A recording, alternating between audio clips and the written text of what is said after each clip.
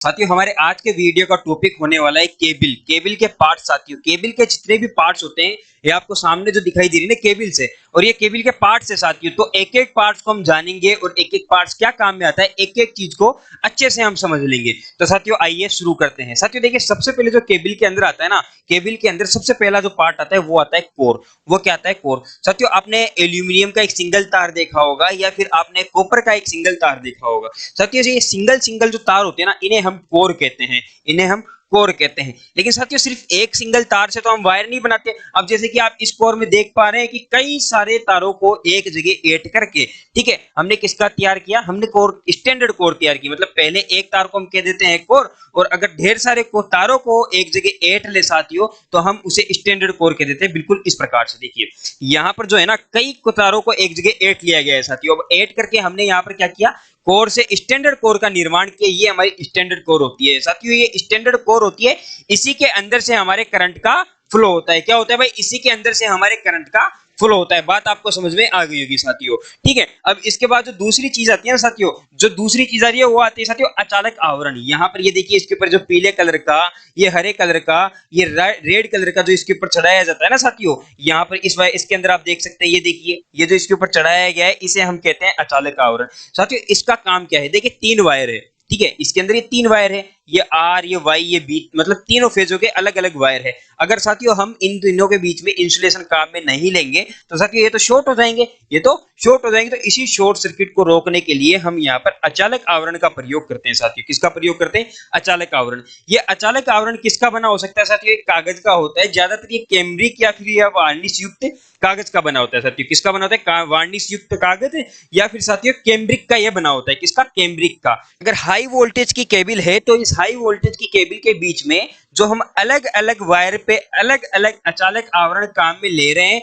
इन अचालक आवरणों के बीच में साथियों हम पेट्रोलियम जेली भी भर देते हैं। क्या भर देते हैं भाई? पेट्रोलियम जेली भी भर देते हैं। बात समझ में आ गई? क्या भरते हैं? पेट्रोलियम, ठीक है, पेट्रोलियम जेली भी हम इसके अंदर भर देते हैं साथियों, ठीक है। अब इसके बाद जो दूसरी चीज आती है ना साथियों, जो नेक्स्ट चीज आती है वो आता है साथियों धात्विक कवच। साथियों धात्विक कवच और साथियों अचालक आवरण, इन दोनों में कोई ज्यादा फर्क नहीं होता, इन दोनों में कोई ज्यादा फर्क नहीं होता साथियों। इनके अंदर फर्क इतना सा होता है कि यहाँ पर ये जो अचालक आवरण बनाया जाता है साथियों, ये जो अचालक आवरण है, ठीक है, ये जो अचालक आवरण है ये तो किसका बना होता है? ये तो पतले कागज का, थोड़े पतले कागज का बना होता है। लेकिन यहाँ पर साथियों ये जो यहाँ पर काम में लिया जा रहा है, जिसे हम धात्विक कवच कह दे रहे हैं, ये थोड़े मोटे कागज का बनाया जाता है साथियों, ये मोटे कागज का बनाया जाता है। और इस मोटे कागज पर ही साथियों क्या कर दिया जाता है? लेड की एक परत और चढ़ा दी जाती है। ये क्या करती है? आंतरिक चोटों से या फिर साथियों जो बाहर से नमी है, नमी को अंदर जाने से ये रोक लेती है। क्या करती है भाई? ये आंतरिक चोटों से रक्षा करती है और बाहर से जो नमी होती है, नमी को अंदर जाने से रोकती है। तो नमी को ये रोक लेती है। कौन रोकता है भाई? रोकता है यहाँ पर धात्विक कवच, जो कि लेड का बना होता है या फिर मोटे कागज का ये बना होता है। बात समझ में आ गई होगी साथियों। इसके बाद बात आती है बेडिंग की। साथियों जो बेडिंग होती है ना, बेडिंग यहाँ पर आपको ये ब्लैक वाली दिखाई दे रही है, ये यहाँ पर ये बेडिंग है।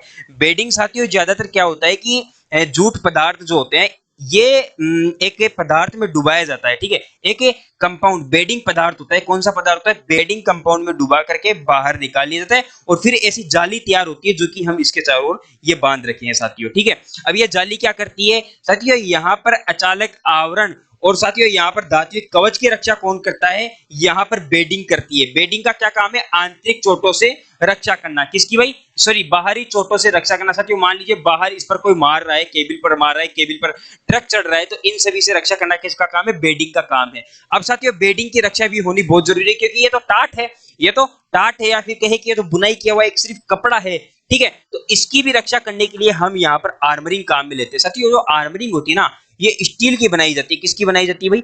स्टील की बनाई जाती है। स्टील के थोड़े ढेर सारे तार होते हैं साथियों, ढेर सारे तारों को इसके चारों तरफ यहाँ पर इस तरह से लपेट दिया जाता है। आपने कभी कभी देखा भी होगा, आपने कभी कभी देखा भी होगा। तो ये क्या होती है साथियों? आर्मरिंग होती है।